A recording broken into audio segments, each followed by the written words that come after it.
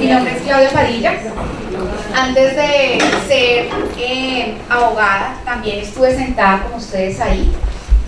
Mi mamá fue paciente de Alzheimer y creo que más que la experiencia legal que yo les pueda brindar el día de hoy, es una experiencia personal de aquellas dudas que nosotros como familiares llegamos a tener en un momento determinado cuando nos encontramos o nos enfrentamos a una enfermedad tan catastrófica, podríamos decir en algún momento, pero también una enfermedad que en algún momento alguien me dijo que era la enfermedad del amor.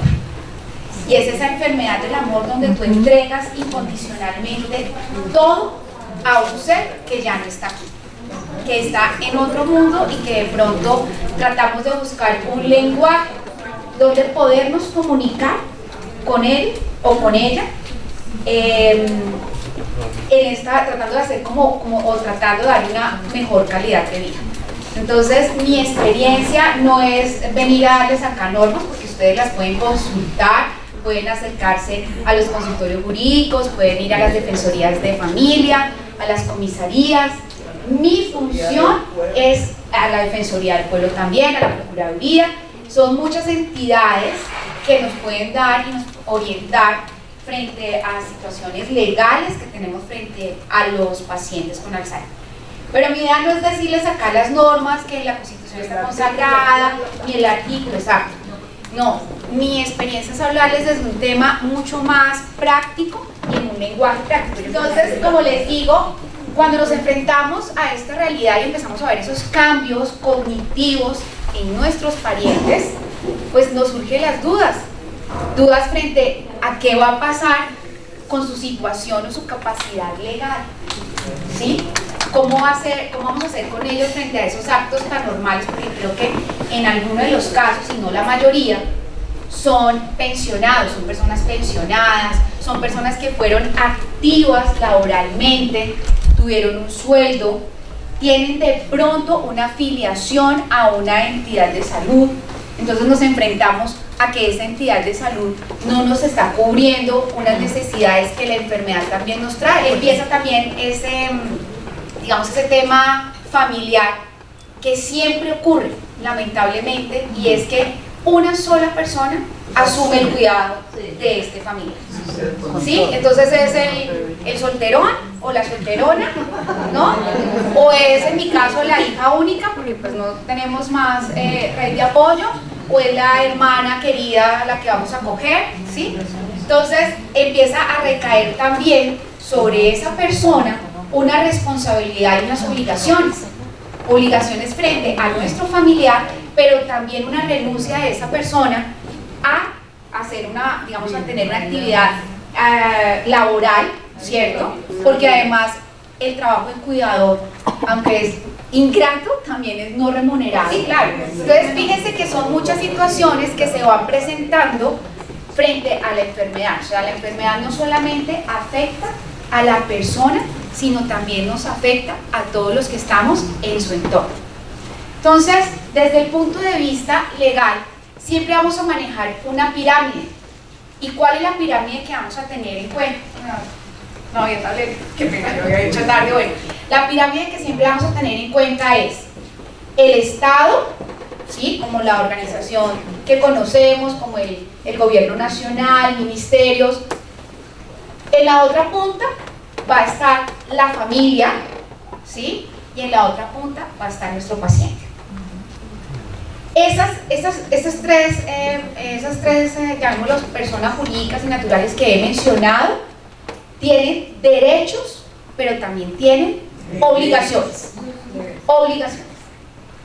Yo no puedo como paciente ni como familiar, cuando se nos presenta una situación como una enfermedad, como una demencia que es el Alzheimer, decir, me lavo las manos y dejo a mi mamá por allá, o mi papá, o mi familiar, y que el Estado lo haga. O sea, lo que quiero decirles es que desde el principio el Estado colombiano, las normas colombianas, siempre han dicho que la obligación primaria recae sobre la familia. O sea, yo no puedo, ni como hijo, ni como familiar, decir, no es mi responsabilidad mi familiar, ¿sí? Si ya yo demuestro, como lo vamos a ver más adelante, que no cuento con la capacidad ni económica, ni física, inclusive cognitiva para hacerlo, el Estado sí viene a brindarme unas herramientas y unos apoyos para poder mantener a esa familia. Pero en primera instancia siempre será la familia.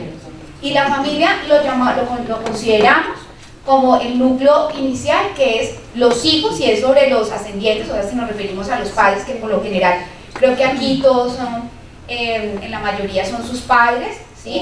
O los abuelos o los tíos, pero siempre el núcleo inicial son los hijos y los hermanos que estén, digamos, como, que es como lo general en quienes recaen como la obligación de cuidarlas. Entonces, vamos a dividir nuestra charla, digamos que para que sea un poquito más ordenada para ustedes, en estos aspectos que me parecen que son fundamentales para nosotros tener en cuenta, y es la capacidad legal de las personas con discapacidad. Vamos a darnos cuenta que con una ley que salió, está caliente, salió ahorita en agosto, las personas con discapacidad vienen a tener plenos derechos como nosotros, plenos derechos.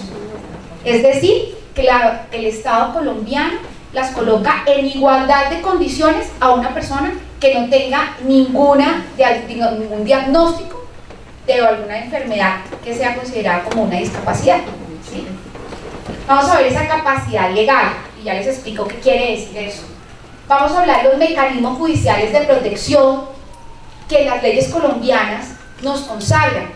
No todos, o sea, voy a, digamos, como los que en principio podrían ser una herramienta efectiva para ustedes. Vamos a hablar de los cuidadores, porque en charlas anteriores o en los PAF anteriores, el cuidador, siempre se había mencionado el cuidador, pero nunca había tenido una importancia como en la actualidad. Y el Ministerio de Salud tiene, digamos, que unos programas para cuidando al cuidador, que creo que incluso también era una charla que había acá en el PAF, que a veces, curiosamente, el primero que fallece es el cuidador por la carga emocional y física que puede llegar a tener con su paciente familiar. Vamos a hablar muy sumeramente del régimen pensional, porque muchas veces nos surgen dudas de, hombre, mi familiar era pensionado, en mi caso mi mamá era pensionada, y resulta que cuando ya no pudo tener esa capacidad legal de ir a acercarse a la ventanilla y cobrar, entonces, ¿qué hago? O no sabía que mi mamá era pensionada, o mi familiar era pensionado. Entonces, unos requisitos así, como muy generales de qué tipos de pensiones podrían a nosotros, digamos, como favorecernos o poder, digamos, que tener acceso a esas pensiones. Lo vamos a mencionar de una manera muy general porque realmente ese es un tema larguísimo, y vuelvo e insisto, cada caso, y las niñas que son abogadas me lo ratifican, cada caso es diferente. Yo no puedo decir es que todos, incluso dentro de la misma enfermedad, el Alzheimer puede tener características generales, pero para cada paciente es diferente y se presenta de manera diferente. Lo mismo, su situación jurídica es diferente, no hay casos iguales e idénticos. Y vamos a dejar también como mencionado, como una herramienta, que es la herencia, pero vamos a hablar desde el testamento, de toda esa posibilidad que tenemos, los que tenemos todavía capacidad legal, de esas herramientas que uno pueda llegar y decir, hombre, no dejemos problemas, pues así si yo tengo 5 pesos, pues mira, vamos a ver a quién le vamos a dejar esos 5 pesos. Eso era una cosa que yo, por ejemplo, a mis papás siempre les decía, o sea, no es porque uno esté reclamando, porque eso no es, pero si usted ya sabe que tiene algo y sabe a quién dejárselo, pues no deje problemas, punto, porque todos hemos sabido que apenas mientras unos se están enterrando, otros se están explicando allá viendo a ver qué pasa. Entonces, vamos a dejar soluciones. Mi idea siempre ha sido esta, ser muy prácticos porque las herramientas están ahí. Y aunque suene duro y cruel, yo creo que ya bastante carga emocional tiene uno con sus familiares, como para no, digamos, echarse más cargas. Y créanme que se los hablo desde lo personal. Yo, desde este momento, estoy organizando mi situación, porque yo también soy propensa, porque mi abuelita lo tuvo, mi mamá lo tuvo, entonces ahí está. Pero a mí, ¿qué me dan estas herramientas? Estas herramientas para yo dejar organizada mi situación legal. Entonces, ¿cuáles son las palabras que me interesa que de pronto tengamos como presentes? ¿Quién es el adulto mayor? El adulto mayor para la ley colombiana es quien tenga más de 60 años de edad, 60 o más años. Y así, no, ojo que una cosa es los requisitos para yo acceder a veces a la pensión o hacer requisitos, pero para la ley colombiana son 60 años. ¿Qué es discapacidad? Y es una cosa que quiero que tengamos en cuenta, porque antes de que saliera esta nueva ley, que es la que vamos a ver, existía, digamos que el Estado colombiano tenía una teoría de tratamiento frente a las personas con enfermedades mentales o alguna discapacidad, y era retirarlas de la sociedad.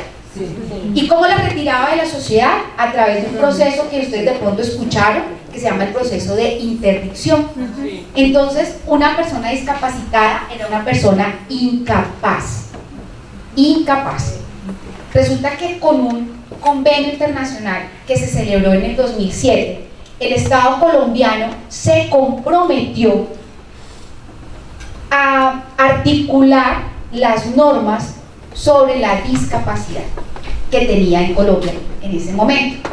Y una de las cosas que vamos a ver es esa ley donde ya no hablamos de una persona interdicta o una persona incapaz, sino hablamos de una persona discapacitada, que es totalmente diferente.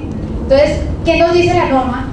Que una persona con discapacidad es aquella que tiene una deficiencia, puede ser física, mental, sensorial, de mediano y largo plazo.